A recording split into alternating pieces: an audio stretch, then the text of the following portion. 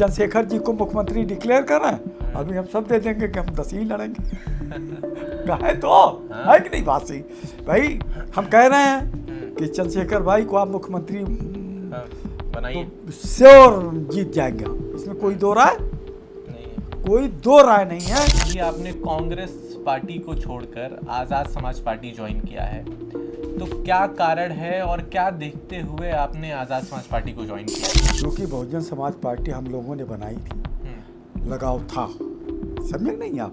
इसलिए हम लोगों ने अपनी अब जिंदगी, लगाव नहीं है, हम लोगों ने अपनी जिंदगी दांव पे लगा करके उस पार्टी को चलाया। मतलब मेरे ऐसे आदमी का टिकट 2012 में मुलायम सिंह अखिलेश यादव जी ने काट दिया। तो मैंने कहा भाई कि नेताजी अखिलेश जी, टिकट देना और लेना आपके हाथ में है, लेकिन अपने स्वाभिमान की रक्षा करना मेरे हाथ में है। मैंने फैसला किया कि मैं अपने स्वाभिमान की रक्षा करूँगा। जिस कारवां को कांशीराम जी लेके चले थे, जिस डॉक्टर भीमराव अंबेडकर के सपनों को साकार करने के लिए कांशीराम जी हम लोगों को लेकर संघर्ष कर रहे थे, बीएसपी उस रास्ते से हट गई थी।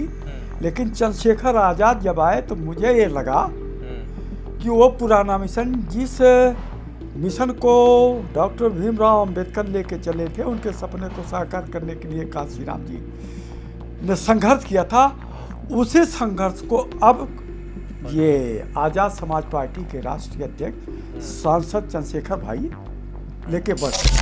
तो मुझे लगता है कि दलित और मुसलमानों का भाईचारा एक आध 2 महीने में उत्तर प्रदेश में नंबर 1 पर दिखाई अभी एक फोटो आई थी जिसमें कुछ सवर्ण समाज के लोग भी पार्टी में शामिल हुए। ऐसा है कि मैं उस पर तो देखिए, ऐसा है कि जो पंडित ठाकुर बनिया हैं, इनको भी नज़रिया अपना बदलना पड़ेगा। हम मुसलमानों का जीवना तो दूभर कर दिया भाई इन लोगों ने, और उसमें नंबर 1 पर सब ब्राह्मण नहीं है। ब्राह्मण बहुत अच्छे लोग भी हैं, समझेंगे नहीं आप? आरएसएस ने पूरा भारतीय जनता पार्टी के सरकार को हाईजैक कर लिया है और मैक्सिमम आरएसएस के प्रोडक्ट ही मंत्री संतरी बने हुए हैं, और ये लोग डकैती करके, भ्रष्टाचार फैला करके, पैसों को लूट कर करके जनता को लूट रहे हैं, किसान को लूट रहे हैं, छात्रों का पेपर लीक कर रहे हैं। मतलब जो भ्रष्टाचार हो सकता है। वो लोग भी काशीराम की बात करते हैं, काशीराम साहब की बात करते हैं, वो फर्जी बात करते हैं। वो फर्जी बात। असली वाला कौन है? वो वोट लेने की बात कर, असली जो आज साबित हो रहा हो तो चंद्रशेखर आजाद साबित हो रहे हैं। वो बीजेपी के गोद में बैठा है, वो दूसरों कह रहा बीजेपी के इशारे चल रहा है। कहते हैं, बहुत लोग कहते हैं। अच्छा नहीं, जो बहन जी बीजेपी की गोद में बैठी हैं, बीजेपी और आरएसएस के इशारे पर काम कर रही, बगैर बीजेपी के इशारे के वो बोलने के लिए भी तैयार नहीं है। ये नहीं बड़ा करेगा तो सब मिट जाएंगे, और सिर्फ बचेगा आज़ाद समाज पार्टी का राष्ट्रीय अध्यक्ष चंद्रशेखर। मैंने प्राइमरी स्कूल में हेलीकॉप्टर से छापा मार करके 10 बजे से मास्टरों को पढ़वा दिया था, पता लगा दीजिए। मैं हेलीकॉप्टर लेके बहराइच में गया, जंगल में गया, कहीं ज़्यादा कुछ थोड़ा करना पड़ता है, 3-4 जगह कर दीजिए, मैसेज निकल जाए। तो लोग कहते तो पागल शिक्षा मंत्री आया, भाई चलो जल्दी से नहीं। और ये योगी बाबा जो है, कभी मुंह खोलते तो अच्छी बात करते ही नहीं। हम तरस गए कि योगी बाबा के मुंह से कभी अच्छी बात सुनते हैं, है ना? अपने पढ़ी थी तो पार्लियामेंट में पोर हो रहे थे, शर्म नहीं आती, बुखार छोड़ के मैं छोड़ा, और अब भूल गए, अब दूसरों को रुला रहे हैं। एक बात हर वक्त कहेंगे, मिट्टी में मिला दूंगा। अरे भाई, मिट्टी में तो सबको मिलना है क्या? उत्तर प्रदेश में आज़ाद समाज पार्टी 3 महीने में नंबर 1 की पार्टी दिखेगी। ठीक है सर, आपका बहुत शुक्रिया, धन्यवाद हमसे बातचीत करने के लिए। इस वक्त हम बात कर रहे थे पूर्व शिक्षा मंत्री डॉक्टर मसूद अहमद जी से। आपको इनकी बातें कैसी लगी, कमेंट में अपनी राय ज़रूर दीजिएगा। बहुत शुक्रिया। मेरा नाम है अर्नव। इस तरह की वीडियोस को देखने के लिए और मुझसे जुड़े रहने के लिए अभी मेरे चैनल को सब्सक्राइब करिए और बदलाव का हिस्सा बनिए। देश भर में हुए पेपर लीक, और अभी झारखंड में हुए पेपर लीक पर और आगामी उत्तर प्रदेश के चुनावों पर, उसके अलावा सर के कार्यकाल और जो वर्तमान में राजनीति चल रही है पूरे उत्तर प्रदेश में, देश में, इस पर बातचीत करने के लिए इस वक्त मेरे साथ मौजूद हैं एक ऐसे सर जिन्होंने अलीगढ़ मुस्लिम यूनिवर्सिटी में भी प्रवक्ता के तौर पर बच्चों को पढ़ाया और शिक्षा मंत्री भी रहे हैं, डॉक्टर मसूद अहमद जी। सर कैसे हैं आप? First class. बढ़िया है।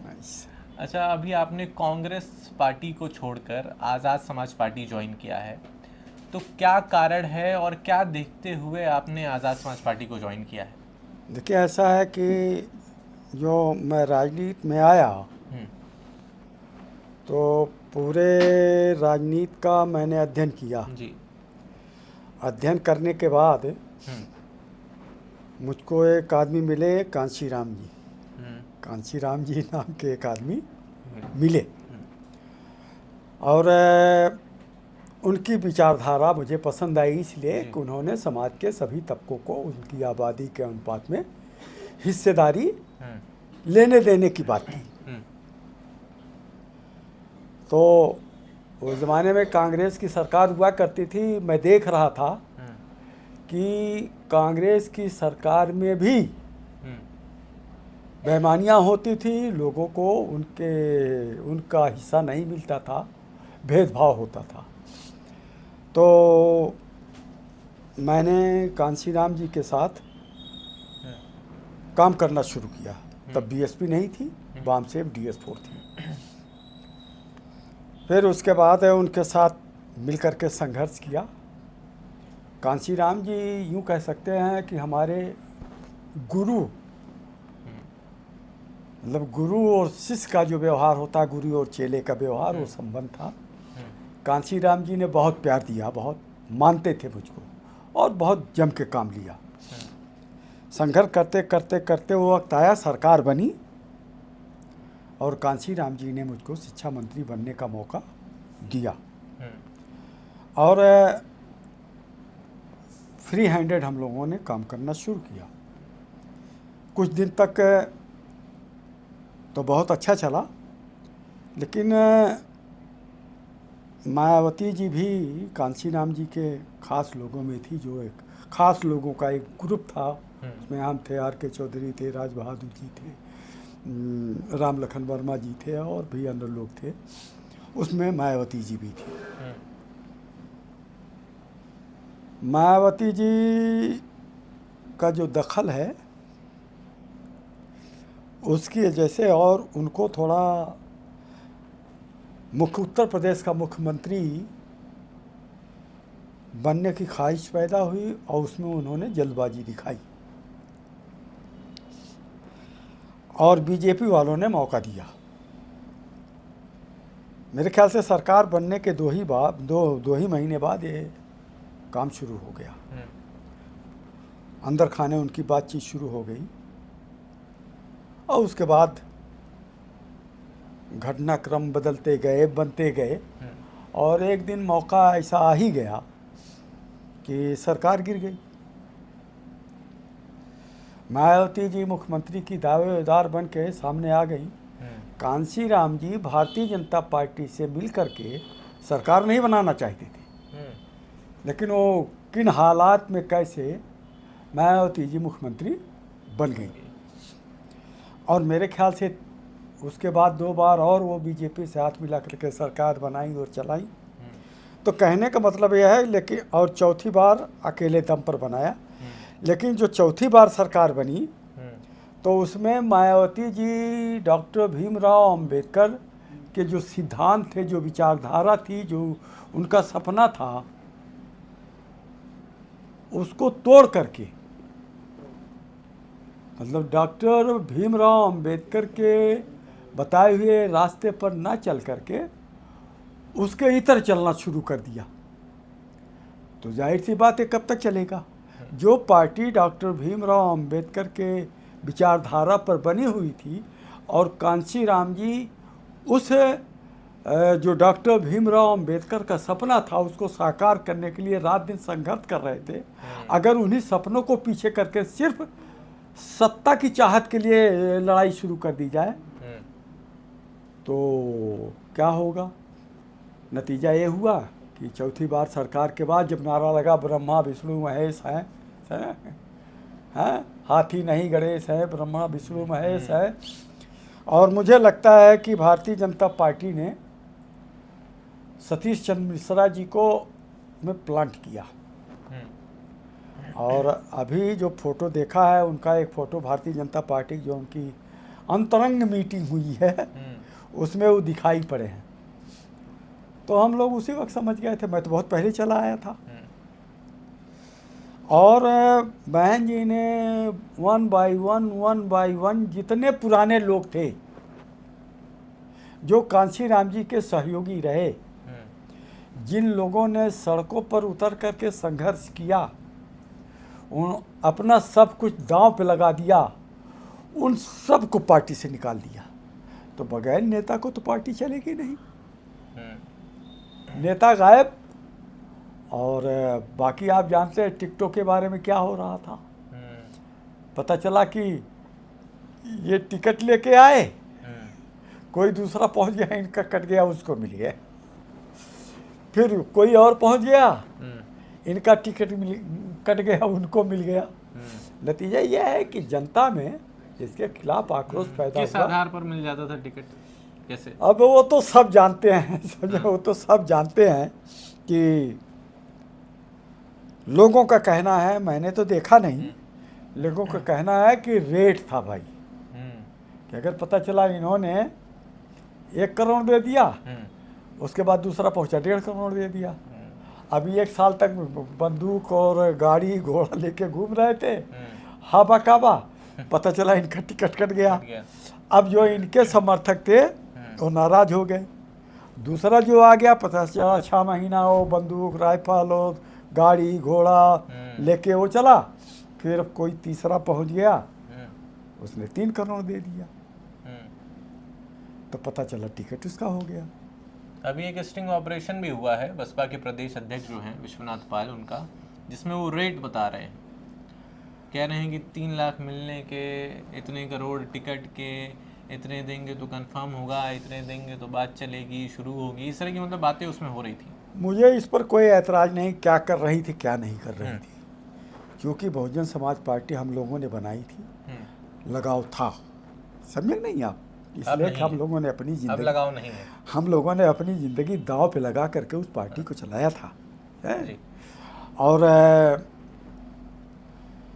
अब उन्होंने क्या किया उससे हमें लेना देना नहीं, लेकिन जो पार्टी को बर्बाद किया, जो लाखों लोगों ने खून पसीना लगा के पार्टी को बनाया था, चलाया था, वो पार्टी हम ही लोगों के आंखों के सामने इस हालत में पहुंच गई कि आज न पार्लियामेंट में कोई मेंबर है, और आज विधानसभा में भी उमा शंकर सिंह के बाद बेचारे वो अच्छे आदमी थे, उनके जाने के बाद विधानसभा भी खाली हो गई।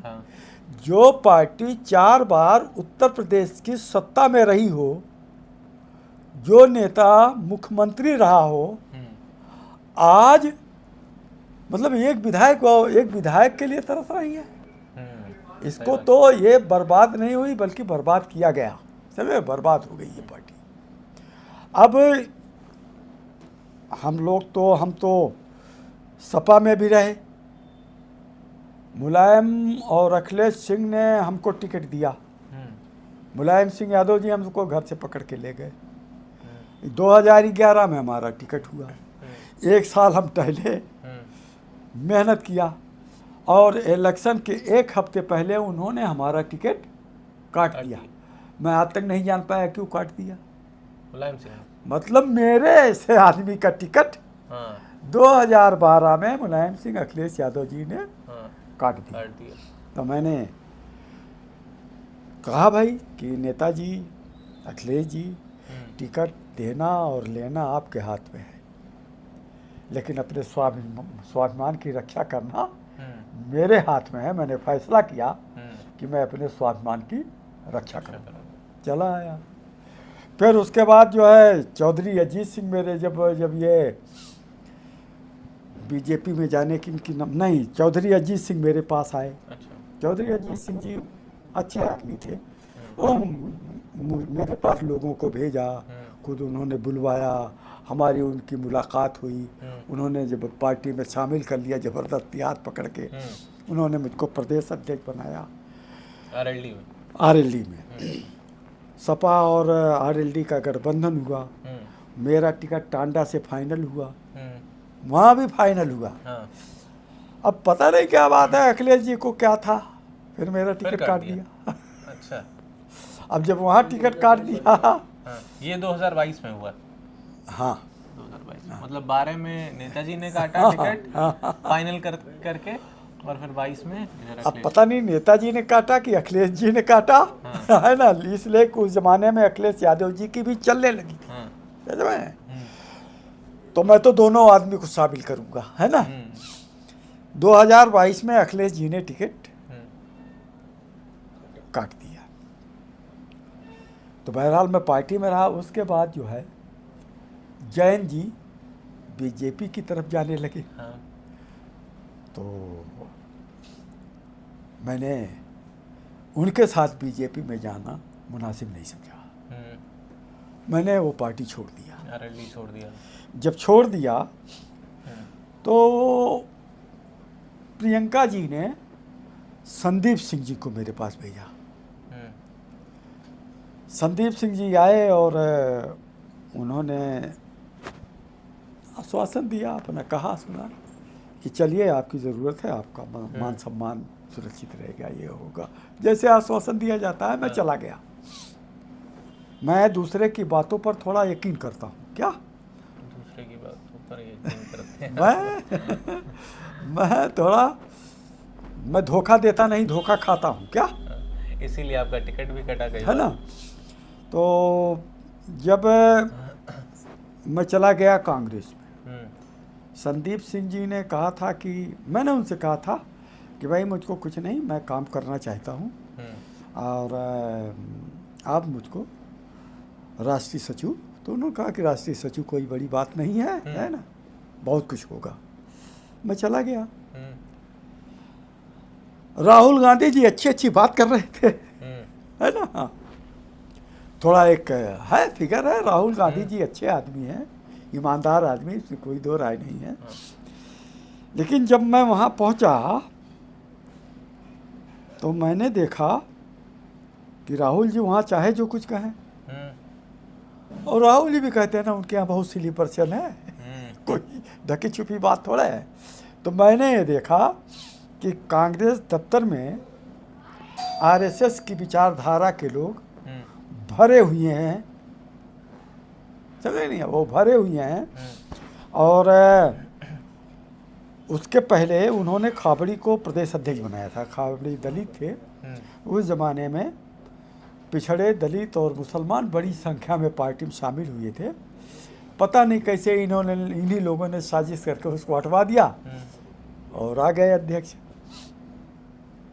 अभी आए तो कोई बात नहीं, मुझे उसके बारे में नहीं कुछ कहना है। वो आ गए प्रभारी जी पांडे जी, नागपुर से अविनाश पांडे जी, ये इनका व्यवहार मेरे प्रति सही नहीं रहा। अच्छा, समझे नहीं आप।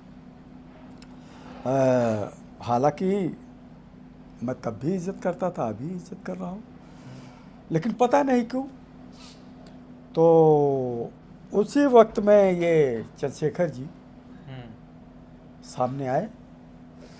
तो जिस कारवां को कांशीराम जी लेके चले थे, जिस डॉक्टर भीमराव अंबेडकर के सपनों को साकार करने के लिए कांशीराम जी हम लोगों को लेकर संघर्ष कर रहे थे, बीएसपी उस रास्ते से हट गई थी। लेकिन चंद्रशेखर आज़ाद जब आए तो मुझे ये लगा कि वो पुराना मिशन, जिस मिशन को डॉक्टर भीमराव अंबेडकर लेके चले थे, उनके सपने को साकार करने के लिए कांशीराम जी ने संघर्ष किया था, उसी संघर्ष को अब ये आज़ाद समाज पार्टी के राष्ट्रीय अध्यक्ष सांसद चंद्रशेखर भाई लेके बढ़ रहे हैं। और मुझे उनको देखने से, उनसे मिलने के बाद मुझको ये अंदाज़ा हुआ कि ये आदमी संघर्षशील है, ये आदमी धोखा नहीं देगा, ये ज़रूर कांशीराम जी के कारवां को आगे बढ़ाएगा और डॉक्टर भीमराव अंबेडकर के सपने को पूरा करने का काम करेगा। तो उसी दिन मैं उनके साथ लग गया। तो अब तो मैं देख रहा हूँ चंद्रशेखर जी का व्यवहार तो मेरे प्रति बहुत अच्छा है। अच्छा है, बहुत अच्छा है। और क्या करना है, हम दोनों को मिलके काम करना है। क्या लग रहा है आगे भी ऐसा सम्मान मिलेगा? ऐसा है, आप क्योंकि अभी तो ज़्यादा दिन ये हमारी आखिरी पारी है। अच्छा, हम चाहते यह है कि दलितों, पिछड़ों और मुसलमानों में भाईचारा हो जाए। और मुझे दिख रहा है कि दलित और मुसलमानों में बहुत तेजी से आज़ाद समाज पार्टी में शामिल बहुत तेजी से दलित समाज के और मुस्लिम समाज के लोग बहुत तेजी से शामिल हो रहे हैं। तो मुझे लगता है कि दलित और मुसलमानों का भाईचारा एक आध 2 महीने में उत्तर प्रदेश में नंबर 1 पर दिखाई अभी एक फोटो आई थी जिसमें कुछ सवर्ण समाज के लोग भी पार्टी में शामिल हुए। ऐसा है कि मैं उस पर तो देखिए, ऐसा है कि हमें किसी से, जब हम भागीदारी की बात कर रहे हैं तो जो कांशीराम जी भी कहा करते थे, डॉक्टर अंबेडकर भी कहा करते थे, और मैं समझता हूँ कि चंद्रशेखर भी कह रहे हैं भागीदारी की बात। चंद्रशेखर जी भी कह ही रहे हैं ना भागीदारी देने की बात। तो 85 हमारा, 15 उसका कहाँ ले जाएंगे? एक मौका तो आएगा ही। अरे भाई, पहले हमारी बात तो बन जाए। पहले हम चाहते हैं कि दलित, पिछड़ा, मुसलमान यूनाइट हो। और अभी तो चंद्रशेखर भाई ने कहा है कि अभी सभी टिकट थोड़े बटे हैं। मुझे पता लगा है कि एक हमारे उम्मीदवार हैं चौहान जी, लेकिन अभी जो है वो है नहीं, ऐसा नहीं है। हम सभी इंसान हैं जो हम सबसे भाईचारा चाहते हैं। लेकिन दिक्कत यह है कि बुरा ना मानिएगा कि ये जो पंडित ठाकुर बनिया हैं, इनको भी नज़रिया अपना बदलना पड़ेगा। हम मुसलमानों का जीवना तो दूभर कर दिया भाई इन लोगों ने, और उसमें नंबर 1 पर सब ब्राह्मण नहीं है। ब्राह्मण बहुत अच्छे लोग भी हैं, समझेंगे नहीं आप? लेकिन आरएसएस, अगर बीजेपी के लोग होते तभी सब ना होता। आरएसएस वाले हैं। ये आरएसएस की जो विचारधारा है, ये बीजेपी वाले सरकार नहीं चला रहे हैं। मेरा ये मानना है कि भारतीय जनता पार्टी की जो सरकार चल रही है, इसको आरएसएस के लोग चला रहे हैं। आरएसएस ने पूरा भारतीय जनता पार्टी के सरकार को हाईजैक कर लिया है और मैक्सिमम आरएसएस के प्रोडक्ट ही मंत्री संतरी बने हुए हैं। और ये लोग डकैती करके, भ्रष्टाचार फैला करके, पैसों को लूट कर करके जनता को लूट रहे हैं, किसान को लूट रहे हैं, छात्रों का पेपर लीक कर रहे हैं। मतलब जो भ्रष्टाचार हो सकता है, अडानी के हाथों देश बेच रहे हैं, अंबानी के साथ वो कर रहे हैं। E20 इथेनॉल का ये हाल है। ये सब पैसा ये मंत्री मिल करके आरएसएस के पास पहुंचा रहे हैं। और आरएसएस की जो विचारधारा है वो मुसलमानों को टारगेट बनाए हुए हैं। मतलब अब आप बताइए, विश्व हिंदू परिषद तो बजरंग दल का काम ही है ये। रात दिन मस्जिद पे नारा लगाना, झंडे लगाना, मस्जिद के सामने खुराफात करना। सब गाय का गोद जोगी जी भिजवा रहे हैं अपने यहाँ से, हैं, और ठोक रहे हैं मुसलमानों को जबरदस्ती। मुसलमान तो गाय को देख के कांप रहा है आज की तारीख में। वो तो अगर कहीं गाय गिरी पड़ी होती है तो उसका बेचारा इलाज करवाने ले जाता है, समझे नहीं आवा है। लेकिन बजरंग दल, विश्व हिंदू परिषद के लोगों ने मतलब मारा, देश को बर्बाद कर दिया है, देश को बर्बाद कर दिया। और आरएसएस के लोग जो समाज की सेवा करने आए थे, आज पूरे देश में 505 सितारा होटल बनवा के फॉर्च्यूनर से घूम रहे हैं, ऐशो आराम कर रहे हैं। दिल्ली में जो जैसा दफ्तर बना आरएसएस का, मैं समझता हूँ वैसा इस देश में बड़े बड़े होटल नहीं होंगे। ये क्या है? ये देश डबल खर्च चलाने लायक नहीं है। कि जो आरएसएस दुनिया का सबसे बड़ा संगठन है, इस देश का किसान, गरीब, मजदूर, मिडिल क्लास, ये सब लोग जो है इनका पालन पोषण करें है? और बीजेपी में जो सरकार में उनका पालन पोषण करें। इसीलिए ये देश दरिद्रता के कगार पर पहुंच गया है। भ्रष्टाचार का अंबार है, भाईचारा नाम की कोई चीज़ नहीं है। और दलितों पिछड़ों का जो हाल है वो मैं उसमें क्या कहूँ। अगर ऐसा ना होता तो पार्टियां बनने की ज़रूरत ही क्या थी। अच्छा सर, आपने बाकी पार्टियां देखी हैं, कांग्रेस देखा है, आरएलडी देखा है, बसपा बता रहे हैं आप, सपा है, तो आज़ाद समाज पार्टी आपको कैसे अलग लग गई इन लोगों से? ऐसा उसमें जो है ना नेता नहीं है, क्योंकि वो लोग भी काशीराम की बात करते हैं, काशीराम साहब की बात वो करते फर्जी हैं, बात ये भी करते बात करते हैं। वो फर्जी बात। असली वाला कौन है? वो वोट लेने की बात कर। असली जो आज साबित हो रहा हो तो चंद्रशेखर आजाद साबित हो रहे हैं।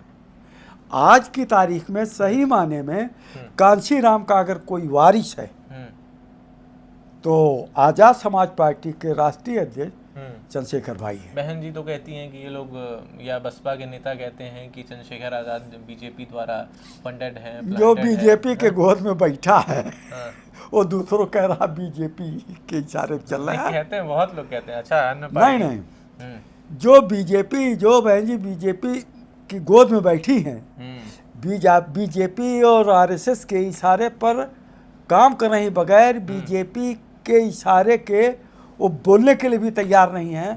और वक्त पर उन्होंने साबित भी किया है। समझे नहीं आप? अच्छा, ये बात आपकी वायरल होगी तो जो बसपा के समर्थक हैं वो कमेंट में जरूर लिखेंगे आपके खिलाफ। अब लिखा है क्या है कि नहीं है? क्योंकि वो लोग सुनना नहीं चाहते हैं बहन जी के बारे में कुछ। ऐसा है कि अंधभक्त तो हमेशा रहे हैं, हर समाज में रहे हैं, है कि नहीं बासी?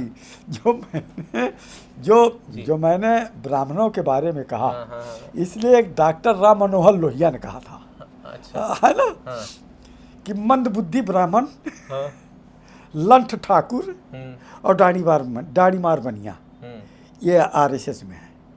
और इनसे बहस करना, इनको समझाना आसान काम नहीं है। इसलिए इनके पास वक्त लगाने से फायदा है कहीं दूसरी जगह चले जाओ करो, है नहीं वासी? तो ऐसा थोड़ा है कि कोई समाज में कुछ लोग गंदे हो सकते हैं, लेकिन सब थोड़े गंदे हैं। हमारे तो जो गुरु रहे हैं हमको पढ़ाने वाले, हमको तो शाही जी थे, एक श्रीवास्तव जी थे, एक मिश्रा जी थे। इन्होंने इतना प्यार दिया कि उनके प्यार की बदौलत हम आज पीएचडी करके यहाँ बैठे हैं। ऐसा नहीं है, लेकिन हमें शिकायत है, हमें ब्राह्मण भाइयों से शिकायत है कि मुसलमानों को जो है समझ नहीं है, हमें शिकायत है। अच्छा सर, उत्तर प्रदेश के विधानसभा चुनाव बहुत करीब हैं, कुछ महीने बचे हुए हैं। क्या लगता है इस बार परिवर्तन होगा या कुछ बदलाव आएगा? ये जो नेता हैं, अगर ये सब अपना दिल बड़ा कर ले, परिवर्तन हो जाएगा। लेकिन कोई बड़ा नहीं कर रहा है सर अभी। दिल नहीं बड़ा करेगा तो सब मिट जाएंगे और सिर्फ बचेगा आज़ाद समाज पार्टी का राष्ट्रीय अध्यक्ष चंद्रशेखर। क्या बड़ी बात कह रहा हूँ, सही कह रहा हूँ। अखिलेश यादव के पोस्टर पर देखने को मिल रहा है 27 का सत्ताधीश। मैं नाम लेके कह रहा हूँ, फोटो लगाकर जननायक 27 का वो सत्ताधीश। हम तो कागज पर कुछ भी लिख ले, है ना, वो तो जननायक राहुल गांधी जी को कहा गया तो है। हम भी कुछ दिन में चंद्रशेखर जी को जननायक कह देंगे, कहेंगे, है कि नहीं बासी?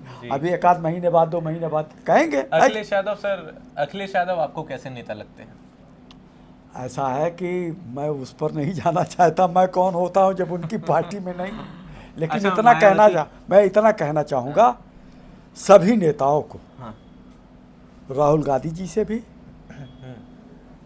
अखिलेश जी से भी, है कि नहीं बासी? और जो हैं, है कि नहीं बासी? मेन तो यही है। तो ये लोग अपना दिल बड़ा करें, दिल बड़ा करें, बढ़िया गठबंधन करें, समझे नहीं यहाँ? गठबंधन जरूरी है। और मैं समझता हूँ तब तो इस सरकार से छुटकारा मिलेगा। ये उत्तर प्रदेश है, मैं उत्तर प्रदेश की बात कर रहा हूँ। चुनाव आने वाला है और अगर लोगों ने जिद दिखाई, स्वार्थ अपना दिखाया, अरे भाई सीट लेने देने में क्या दिक्कत, कोई बैनामा थोड़ा है सीट, वो बाप की जायदाद है कि मुझे लगता है बैनामा कोई कब्जा कर लेगा। अरे भाई वो विधानसभाएं हैं, जिसको मुख्यमंत्री बनना है वो ज़्यादा सोचे, सबसे बड़ा दिल बड़ा करे। चंद्रशेखर जी को मुख्यमंत्री डिक्लेयर करें, अभी हम सब दे देंगे कि हम 10 ही लड़ेंगे। कहे तो है कि नहीं बात सही भाई? हम कह रहे हैं कि चंद्रशेखर भाई को आप मुख्यमंत्री बनाइए, तो श्योर जीत जाएंगे हम, इसमें कोई दो राय नहीं है। कोई दो राय नहीं है। पूरा दलित आ जाएगा, और लोग भी आ जाएंगे, और लोग भी यूनाइट हो जाएंगे। भाई 23% दलित है ना, और चंद्रशेखर जी की बिरादरी 17% है तो 17 तनी थोड़ा है। और जो अभी वोटर लिस्ट में आया है तो 30% तो मुसलमान ही है, कटने पिटने के बाद भी है। मुस्लिमों की सर क्या भूमिका नजर आ रही है इस समय की राजनीति में? मुसलमान चाहे जैसे चंद्रशेखर आजाद के साथ जाएगा, क्योंकि और भी पार्टियां हैं वो कह रही हैं नहीं मुस्लिमों के हितैषी हम अब मैं नाम नहीं लूंगा। मुस्लिमों के हितैषी मुसलमान जो है, हाँ। अगर लोगों ने अक्लमंदी से काम ना लिया तो मुसलमान चंद्रशेखर के साथ जाएगा। इसलिए इस बार हाँ, इसलिए कि मुसलमान बहुत तेजी के साथ, देखिए ऐसा है तमाम पार्टियां हैं, सब अपने आप को मुसलमानों का हमदर्द कहते हैं ना, तो वो बोलते हैं खाली, चंद्रशेखर करते हुए दिखाई पड़ते हैं। मतलब मैंने ये देखा कि जो पार्टियां हैं, मैं कांग्रेस में भी था, किसी मुसलमान को मंच पर बैठने नहीं दिया, किसी मुसलमान को मंच से बोलने नहीं दिया, और अगर बोला तो केचुआ पकड़ के लाते रेंगने वाला मुसलमान जिसका कोई मतलब नहीं है। जैसे मुझ जैसे आदमी को बोलने ही नहीं दिया भाई। अच्छा, कांग्रेस में बोलने ही नहीं दिया है, बस बैठे रहते थे। अरे मतलब हम जैसे लगा कि कहाँ से क्या आ गए हैं इन लोग, बवाल है कि नहीं बात। तो भाई ये दोहरा व्यवहार कांग्रेसियों ने किया कि पता चला कि हम बांसगांव पार्लियामेंट के प्रभारी हुए, और जो प्रभारी हुए वो तो मौज कर रहे हैं गोरखपुर होटल में।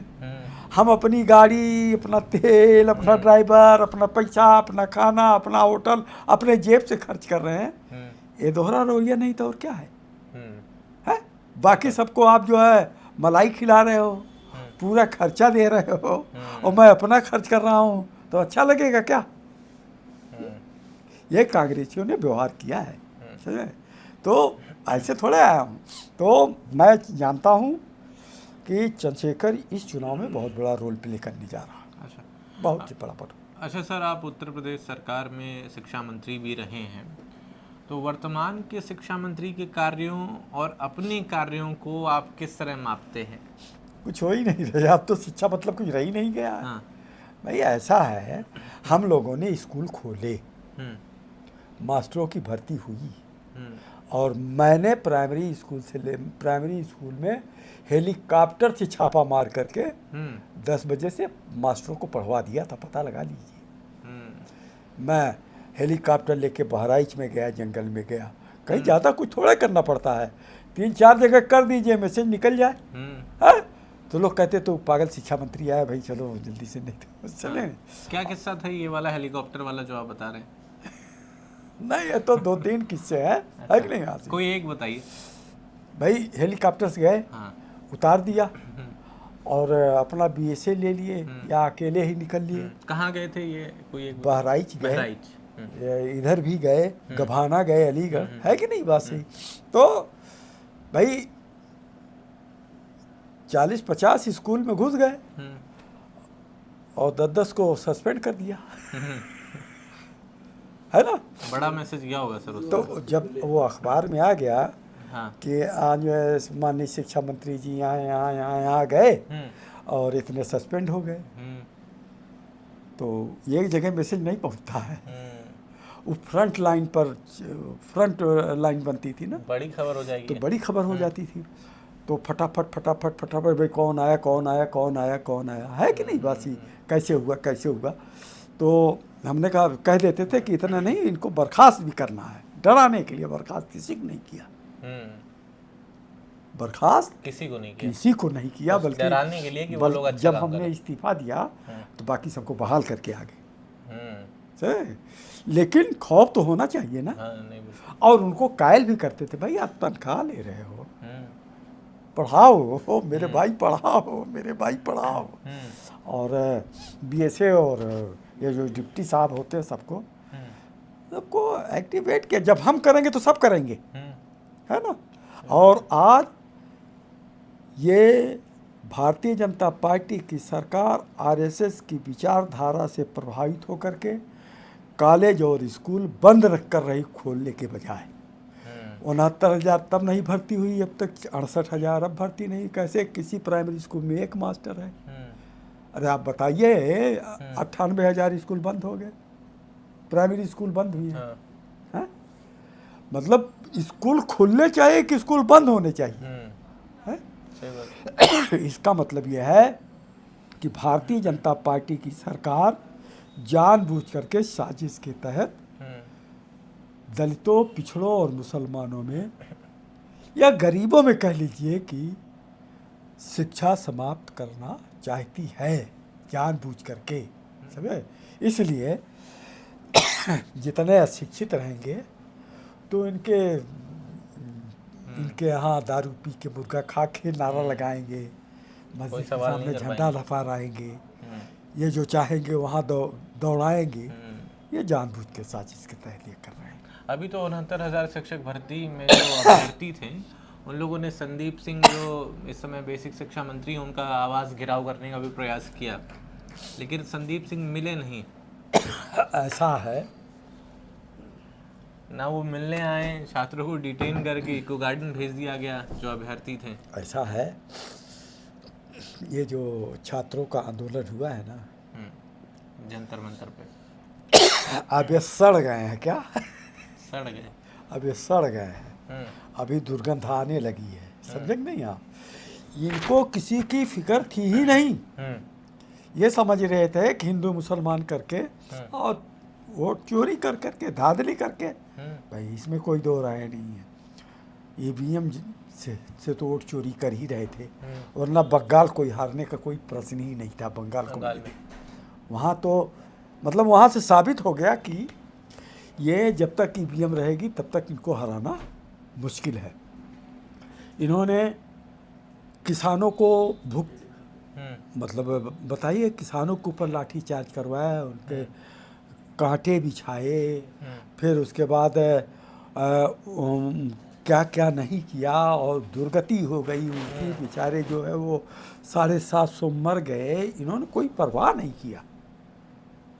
जब इन्होंने किसानों से निपट लिया तो फिर ये बिल्कुल सोच लिया कि अब हमारे सामने जितना आतंक पैदा करना होता था, विपक्षी नेताओं को जेल में डालना, थानों के जरिए इन्हें डराना धमकाना, केस लगवाना, तो पूरे उत्तर प्रदेश में एक खौफ का माहौल पैदा हो गया था। हर आदमी, हर नेता डरने लगा था। और ये योगी बाबा जो है, कभी मुंह खोलते तो अच्छी बात करते ही नहीं। हम तरस गए कि योगी बाबा के मुँह से कभी अच्छी बात सुन लें। हाँ, अपने पड़ी थी तो पार्लियामेंट में पोर हो रहे थे, शर्म नहीं आ रही, बुखार छोड़ के मैं घर छोड़ा, और अब भूल गए। अब दूसरों को रुला रहे हैं। एक बात हर वक्त कहेंगे, मिट्टी में मिला दूंगा। अरे भाई, मिट्टी में तो सबको मिलना है, क्या मिट्टी में सबको मिलना, जान दे दो। मतलब अगर मरते को जिला दो, कोई बीमार है, कोई उसका इलाज करके उसको जिला दो, वो अच्छा काम कि मिट्टी में तो कोई, मिट्टी में सबको मिलना है। चाहे वो आप हो चाहे मैं हूँ, जो आया है इस जमीन में वो मिट्टी से ही आया है और वहीं जाएगा। तो जोगी बाबा जो है वो कुछ काम नहीं कर पाए, कुछ नहीं कर पाए। जब देखो पाकिस्तान कटोरा लिए घूम रहा है। अरे यार क्या करे, पाकिस्तान कटोरा लेके घूम रहा है, कटोरा लेके वो घूम रहा है। चाइना की बात नहीं करेंगे, चाइना क्या कर रहा है, थोड़ा उसकी भी बात कर लिया करो। अब मैं तो सोचता हूँ जोगी जी सोने से पहले 3 घंटा ही उनको नींद कब आती होगी। 3 घंटा यही सोचते होंगे कल मुसलमानों कहाँ चिकोटी काटनी क्या कहना है कि मुसलमान को चिकोटी काटे, उनको थोड़ा दर्द हो, लोग खुश हो कि जोगी जी ने उनको चिकोटी काटा। लेकिन वो भी दौर जा रहा है क्या, वो भी दौर। अच्छा सर, अभी दिल्ली में बहुत लंबे समय तक छात्रों का प्रोटेस्ट हुआ जंतर मंतर पर, धर्मेंद्र प्रधान का इस्तीफा भी हो गया, लेकिन अभी फिर से एक प्रोटेस्ट देखने को मिल रहा है, झारखंड में शुरू हो गया है। अभी 1-2 पेपर लीक हुए हैं वहाँ पर पब्लिक सर्विस कमीशन के, झारखंड पब्लिक सर्विस कमीशन के, तो उसको लेकर भी छात्र धरने पर बैठ गए हैं, कुछ अनशन कर रहे हैं। तो इसको आप किस तरह देख रहे हैं? भाई देखो, इसकी बुनियाद तो डाली है भारतीय जनता पार्टी की सरकार ने। ये शिक्षा में जो घोटाले का काम शुरू हुआ, ये जो शिवराज सिंह चौहान जी हैं ना, ठीक सेम काम वहीं करके वहाँ करके आए थे मध्य प्रदेश में। वो तो उनको बचा लिया, बच गए, है कि नहीं बात। अब मेरा ये मानना है कि जब तक सरकार इसमें शामिल ना हो, सरकारी लोग इसमें शामिल ना हो, तब तक ये हो नहीं सकता। समझे नहीं आप? मतलब तो जाहिर सी बात है कि ये सरकार की देख रेख में, भाई जो सरकार जो तंत्र है अगर वो शामिल नहीं है तो कैसे लीक हो रहा पर्चा। तो इसका मतलब है सरकारी तंत्र इस साजिश में शामिल है। और जो बीजेपी में जो नेक्सस है एक, वो मंत्रियों से संबंधित है। इन लोगों ने अच्छी कमाई का जरिया एक तलाश कर लिया और उस कमाई को करने के लिए बड़े पैमाने पर करना शुरू कर दिया। और लड़के बेचारे भुगत गए, तमाम आतंक के बावजूद भी, तमाम खौफ के बावजूद भी ये छात्र, ये नौजवान मजबूर होकर के सड़कों पर आया और करों मरों की स्थिति में पहुंच गया। और उसका आंदोलन जो है, मतलब ये जो सरकार है, चाहे मोदी हो चाहे योगी जी हो, इनके भ्रम को दूर करने का काम किया, इनके भ्रम को तोड़ने का काम किया। और अब मुझे लगता है कि इनका दौर समाप्त हो रहा है। और चुनाव आते आते, अब बताइए, अब चंदा चोरी, अब चंदा चोरी को पूछ लिया कल विधानसभा तो जोगी जी बिगड़ गए हैं। ये क्या बात हुई भाई?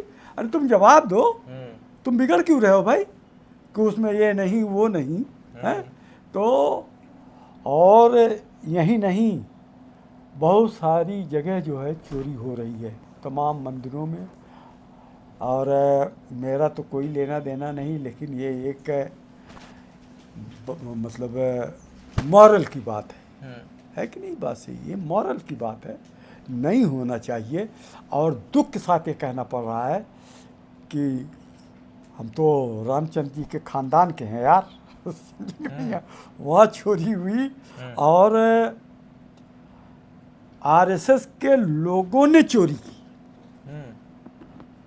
और मुझे लगता है कि वो चोरी का पैसा आरएसएस हेडक्वार्टर गया और आरएसएस ने एक जाल फैला रखा है तमाम मंदिरों में। एक साजिश है कि पहले तो जो महंत होते थे लोकल हो जाते थे और हो जाते थे, उनका एक अपना अलग तौर तरीका था। अब आरएसएस अपने लोगों को मठों में अपने आदमी को महंत बना के बिठा के पूरा कारोबार करना चाहते हैं। जो वहाँ चढ़ावा चढ़े उनके कैंप में जाए, वो लोग खा पी के अपना तंदुरुस्त हों और खुराफात करते रहें। अच्छा सर, आखिरी सवाल है मेरा कि इस बार के विधानसभा चुनाव में क्या आप चुनाव लड़ेंगे, और अगर लड़ेंगे तो कौन सी वो सीट होगी? देखिए ऐसा है, ये हमने अपने राष्ट्रीय अध्यक्ष पर छोड़ दिया है ना।